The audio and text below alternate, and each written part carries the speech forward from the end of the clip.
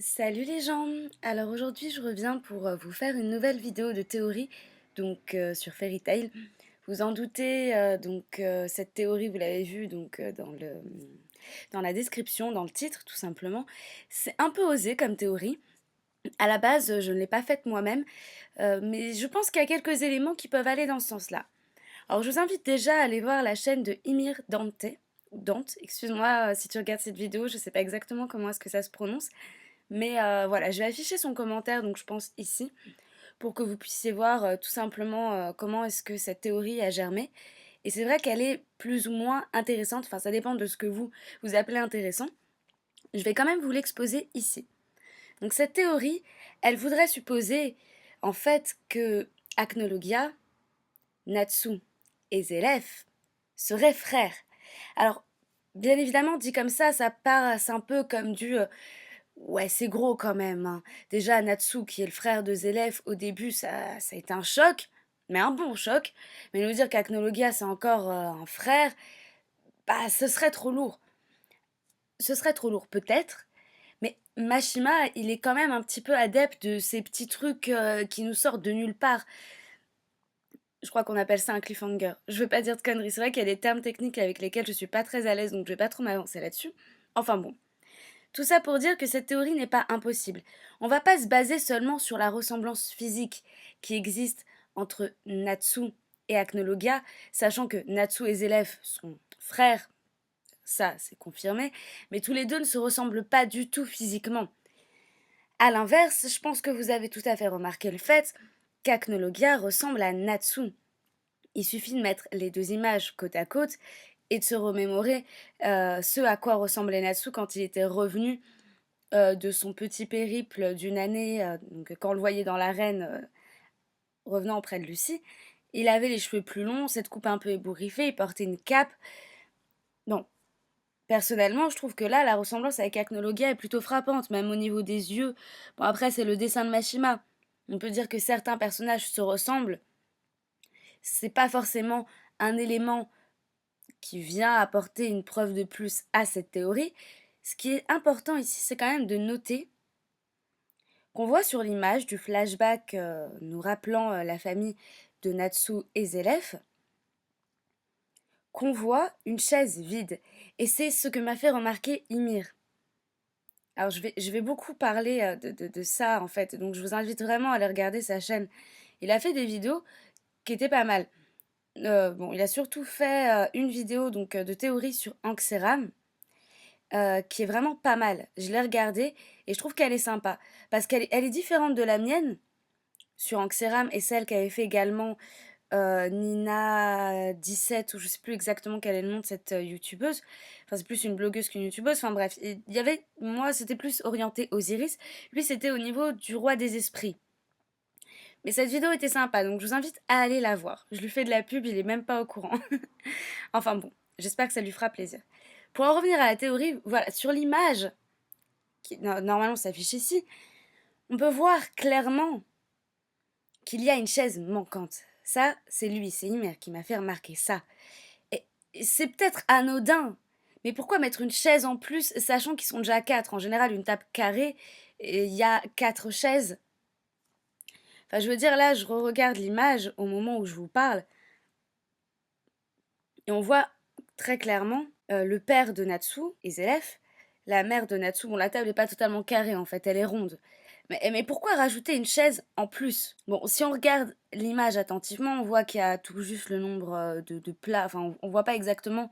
Je vois 4 verres à l'image. Bon, il y a une chaise qui manque, qui n'est pas occupée. C'est faible comme indice, je vous l'accorde. Mais qu'est-ce qu'on sait d'Acnologia? On sait principalement qu'il est très vieux, qu'il a vécu il y a 400 ans, à la même époque que Natsu et Zélef. Alors imaginez maintenant la chose suivante. Acnologia, c'est c'est le fils déchu de la famille en fait. C'est un peu le fils qui a mal tourné. On aurait Natsu qui a très bien tourné, on aurait Zélef qui a mal tourné parce que bon, lui il a eu cette malédiction donc Seram, et on aurait Acnologia. Acnologia qui doit sa condition à Zélef, on le sait. Donc, qu'est-ce que ça voudrait dire? Natsu, Yendi, qui doit sa condition de démon à Zélef. Acnologia, roi des dragons, qui doit sa condition de dragon à Zélef. Il y a quand même une cohérence là-dedans.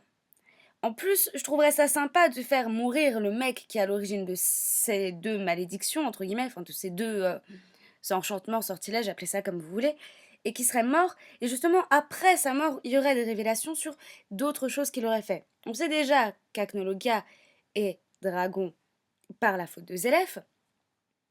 On sait que Zélef souhaitait détruire Acnologia, mais il n'y avait pas forcément une raison très explicite à ce sujet-là. Zélef n'a jamais exprimé clairement les raisons pour lesquelles il voulait vaincre Acnologia, si ce n'est par des trucs classiques comme quoi bah, je veux être puissant, je veux réussir à conquérir, je veux en finir avec cette malédiction, et ça en viendrait par finir par tuer Acnologia. Bon, soit. Si ce n'est que, faut bien comprendre quelque chose, c'est que Acnologia doit sa condition à Zélef, mais pourquoi Zélef en aurait-il fait un dragon? Alors c'est vrai que dans Fairy Tail, les dragons et les démons sont très présents. Le plus puissant des démons, aujourd'hui, c'est Yendi, qu'on n'a toujours pas vu apparaître d'ailleurs. Le livre a été détruit, Natsu existe toujours, il n'a pas été détruit lui-même, on n'a pas vu Yendi, mais il reste quand même, entre guillemets, le démon le plus puissant créé à ce jour par Zélef. Qui est le dragon le plus puissant à ce jour, créé par Zélef d'ailleurs? C'est Acnologia. Alors imaginez maintenant le scénario suivant. On sait une chose. Zélef, la malédiction d'Anxéram, sur laquelle on ne peut faire que spéculer puisqu'il n'y a pas beaucoup d'éléments, surtout beaucoup de théories de la part des fans. Zélef donc, victime de cette malédiction, on n'en sait pas beaucoup sur Anxéram, on sait juste qu'il s'est intéressé à une magie à laquelle il n'aurait pas dû s'intéresser, victime de cette malédiction, donc il s'occupe du cas de Natsu. Mais à ce moment-là, Acnologia n'était déjà plus dans les parages. Puisque quand on voit sur cette scène de flashback, Acnologia, s'il avait été le frère aîné par exemple, était peut-être parti, crise d'adolescence.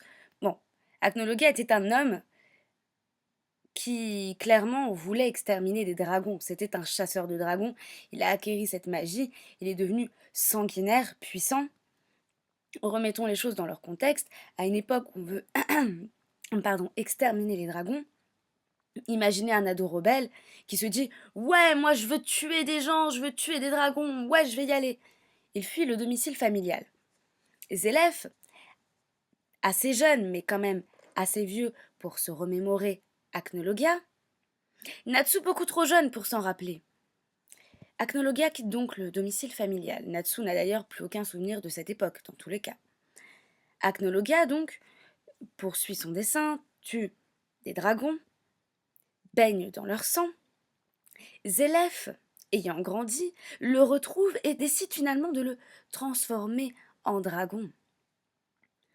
De ce fait, Zélef continue sa vie, Acnologia continue sa vie, puis Zélef, totalement schizophrène du fait de la malédiction, comme on l'a vu jusque-là, décide finalement de tuer Acnologia.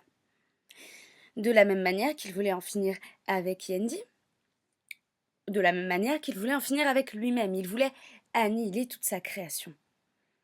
On le sait très bien, il savait très bien, comme nous on le savait, si l'un meurt, l'autre meurt aussi. Dans la malédiction d'Yendi, c'est pas le cas d'Acnologia. Mais celle qui unit Natsu à Zélef aurait fait mourir Natsu. Donc Zélef, en voulant mourir, voulait accepter le fait que Natsu meure si tout était réinitialisé. En regrettant toutes ces erreurs du passé, la malédiction également jetée à Mavis. Mavis qui est considérée également comme la stratège des fées, entre guillemets une fée de par son apparence. On a donc les trois créatures entre guillemets les plus puissantes dans Fairy Tail. Les démons, Natsu, les dragons, Acnologia, les fées, bon, puissantes, oui, non, je vous laisserai en débattre dans les commentaires si vous le souhaitez, mais on a ces trois éléments présents. Qu'est-ce qui nous reste donc? Ce sont les dieux. Les dieux. Et qui est le dieu? Anxéram. Nous avons donc ces trois entités réunies reliés. Et Anxéram, je vais pas vous rajouter un quatrième frère à la fratrie, mais ça pourrait corréler avec la théorie sur Anxéram. Il y aurait quelque chose à faire là-dessous. Alors, en 7 chapitres, je vous l'accorde, c'est très léger pour avoir autant d'explications. Surtout qu'on le sait très bien, en général, les shonen terminent par des ellipses. Une ellipse d'un an ou d'une ou plusieurs années, après laquelle on retrouve nos héros, grandis, parfois mariés, avec des enfants, ayant une position sociale beaucoup plus élevée que celle qu'ils avaient au préalable, mais découlant de toutes leurs actions et de leur expérience que l'on a pu suivre au cours du manga. Je prends par exemple Fullmetal Alchemist, où à la fin on retrouve Hal avec Ed, qui est d'ailleurs avec Winry et qui ont eu des enfants. On peut prendre par exemple Naruto, avec lequel on a le même schéma, ou Bleach, ou par exemple Negima, ou par exemple Love in Now. Il y a beaucoup d'œuvres où on retrouve cela à la fin. Mais là, 7 chapitres, je vais prendre un manga au hasard, le dernier tome. Voyons voir. Dernier tome de Negima. Alors, dans ce dernier tome, on a donc 1, 2, 3, 4, 5, 6, 7, 8, 9, 10 chapitres. Bon, approximativement, c'est la même chose. Sur ce dernier chapitre, on n'est plus tout à fait sur du combat qui va déterminer l'avenir du manga. Beaucoup de choses ont déjà été élucidées, comme c'est le cas ici. Néanmoins, le dernier chapitre est une ellipse qui est donc 7 ans plus tard, ce qu'on aura sûrement aussi dans Fairy Tail, 7 ans plus tard, et qui s'élabore donc sur 2 chapitres. Sur 2 chapitres. Donc Mashima devrait approximativement, pour avoir une histoire cohérente, parce que je me base sur ce final puisqu'il est parfait en 10 chapitres, donc c'est approximativement ce qui nous reste, Mashima aurait la matière pour faire cela. Néanmoins, pour nous annoncer une telle nouvelle, comme quoi Natsu et Acnologia, et Zelef également, seraient frères, ça nous prendrait quelques pages principalement dédiées au scénario. Or là, on va se lancer dans du combat avec les 7 Dragon Slayers. Donc, pour que ça se passe bien, ce qu'il nous faudrait en 7 chapitres, ce serait déjà que Mashima fasse des chapitres plus longs. Parce que là, en l'occurrence, je vous ai parlé des chapitres de Negima, sachant qu'un chapitre, approximativement, c'est trentaine de pages, à peu près, une trentaine de pages, sur ce dernier tome. En général, sur les derniers tomes, on fait des chapitres plus longs. Donc je pense que Mashima fera cela également, sachant que là, on est déjà rentré, je pense, depuis la mort de Zelef, donc depuis les 3 derniers chapitres, dans le dernier tome. Donc ça nous laissait donc 10 chapitres pour faire un final cohérent. Il nous reste donc 7 chapitres, je disais donc. Sur ces 7 chapitres, j'imagine bien 3 chapitres de combat intense. Il nous restera donc 4. 1 ou 2 chapitres, je pencherai plus pour 2 chapitres d'explications cohérentes. Ensuite, des retrouvailles entre tous les personnages pour parler de toute cette guerre. Au final, la conversation qu'avaient entamée Lucy, Gray, Natsu et Happy sur ce qu'ils allaient faire plus tard. C'était un peu trop joyeux, j'imaginerais plus une discussion en mode, et comme je vous l'avais dit, et oui, la guerre est finie, maintenant nous allons vaquer à nos occupations et manger des tartes à la praline. Voilà. Mais quelque chose de plus sombre. Ça, allez, 2 chapitres. Un chapitre, ça passerait. Il nous resterait donc un dernier chapitre d'ellipse. Donc, c'est faisable. C'est tout à fait faisable. Si Mashima nous fait des chapitres plus longs, de 30 pages à peu près. 30 pages, c'est faisable. Ça nous fera à peu près une 60aine de pages de combat, ce qui est plutôt bon à mon sens, bien qu'en général, un bon combat, ça dure des tomes et des tomes. Negima, le grand combat final, je crois qu'il dure à peu près... Bon, il y a plein de combats en parallèle. C'est très bien organisé. Ça dure à peu près 5 ou 6 chapitres. 5 ou 6 tomes, pardon. Mais après, c'est vrai que Akamatsu a ce don-là. Akamatsu, donc l'auteur de Negima, Lovina, Yuki Holder, Hey Non-Stop, My Santa, j'en passe. Bref. Il a ce talent-là, en fait, de faire que plusieurs intrigues se dénouent au même moment. Dans un même tome, on peut suivre plusieurs combats. C'est très dynamique, c'est très bien découpé, c'est très cohérent. Mashima dernièrement en tout cas, a beaucoup moins ce talent. Mais je pense que en faisant preuve d'un petit peu d'ingéniosité, là je parle surtout pour son éditeur, mais en lui accordant plus de pages, sachant que là on approche de la fin, eh ben, je pense que ça peut donner quelque chose de très cohérent. Donc en ayant ce dernier combat avec Acnologia, les 7 Dragon Slayers, en ayant ensuite un petit élément qui fasse qui faille, pardon, qui faille qu'Acnologia, non, qui fasse qu'Acnologia révèle à Natsuki son frère, si tel est le cas, bien évidemment, c'est une théorie. Merci Ymir encore une fois, parce que cette théorie est vraiment intéressante, je trouve. Et en un dernier point, on aurait du coup cette phase de dénouement final, en fait, de discussion avec les personnages. Oui, voilà, on a perdu telle personne. Oh, Ichiya, j'espère qu'Ichiya restera mort. Ce sera un beau sacrifice qu'un tel personnage meure. Je vais pas revenir là-dessus, j'ai déjà expliqué pourquoi dans une précédente vidéo. Et ensuite, une ellipse. Ellipse après laquelle on pourra se rendre compte, par exemple, que Lucy a retrouvé la clé d'Aquarius, que Lucy est avec Natsu, que Lucy a retrouvé Natsu, que Gajil et Levi sont en couple, pourquoi pas avec un petit bébé, il serait trop mignon, que Elfman et Evergreen assument enfin leur relation. De la part de Roméo, par exemple, est-ce qu'il ira vers Wendy? Non, je ne pense pas. Je pense que Wendy va grandir, nous faire une poussée de croissance, et à ce moment-là, ça nous semblera moins choquant, sa relation avec Mest. Oui, le pédophile, c'est bien de lui dont je parle.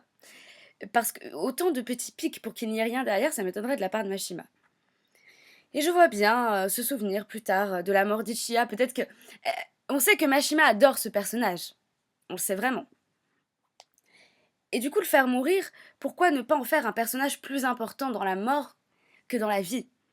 Et justement, en faire le héros de la Grande Guerre, celui qui a permis, bon, inutilement au final, mais un acte héroïque, un peu comme la Légion d'honneur post-mortem pour les grands héros de guerre. Et Ichiya qui du coup aurait un monument, parce que là Magnolia est complètement détruite. Alors par exemple on pourrait reconstruire Magnolia avec justement un édifice dédié à Ichiya par exemple, ou dans une autre ville, qu'importe. Mais ce serait intéressant que ça devienne un personnage voilà, emblématique, qui évoque le souvenir, la mémoire de ce temps de guerre passé. Et Mashima, en adorant ce personnage, s'il le fait réellement mourir, s'il ne revient pas à la vie, bon, on sait pas, genre, on n'a pas vu, mais la distorsion temporelle comme Acnologia l'a ouverte, on sait jamais, Ichiya, il sort par-ci par-là. Sachant que d'ailleurs, je l'avais pas dit dans l'autre vidéo, puisque malheureusement c'était en anglais, même pas, c'était en coréen.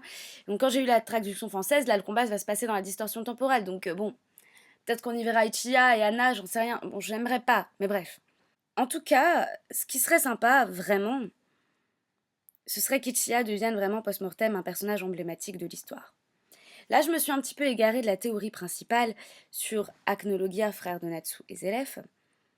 Mais c'était une certaine manière, en fait, je profite de cette vidéo de théorie pour évoquer ce que j'aimerais pour la fin, sachant que j'ai été déçue sur beaucoup de points, mais comment est-ce que Mashima pourrait se rattraper? Bon, c'est peut-être une expectation de plus qui au final ne se réalisera, ne se réalisera pas et fera seulement partie des fantasmes que l'on aura eus.